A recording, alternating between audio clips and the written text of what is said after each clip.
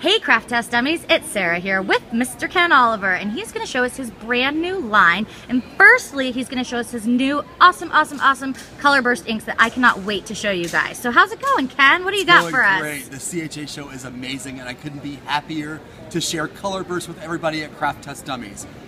Color Burst is a new watercolor product.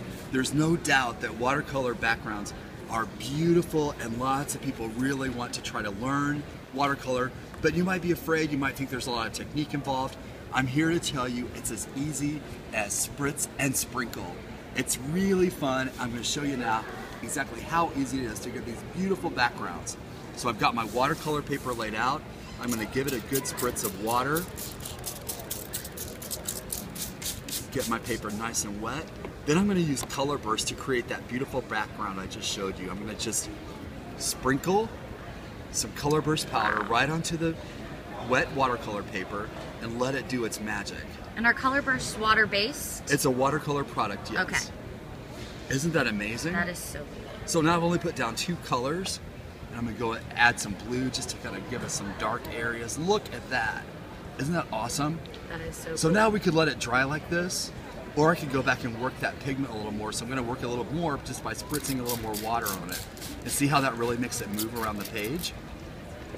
Then to really kind of set this off, I'm going to take the heat tool and really move that pigment around. But there's so much you can do with this. You could go back and work with your brush. You could work some areas if you want to almost like do washes and even out some of the pigment. You can use this for wax resist. You can stamp with mastic to create a resist.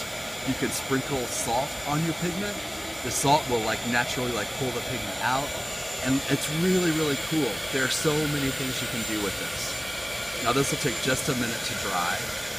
I could also go back and blot out some of the pigment with paper towel. But you see how that's drying and giving you that beautiful mottled watercolor effect? It's really easy. So when you get done with this, and this is all dry, you'd be able to die cut this for flowers, you'd be able to use this for card bases, for mixed media scrapbook layouts, for art journals. There's a lot you can do with it, and you get that beautiful watercolor technique without a lot of watercolor know-how. It's really as easy as spritz and sprinkle. Well, thank you so much, Ken. I know we're all looking forward to trying these color bursts out for ourselves, and we look forward to seeing what else you have for us in store at this CHA. We'll talk to you soon. Thank you.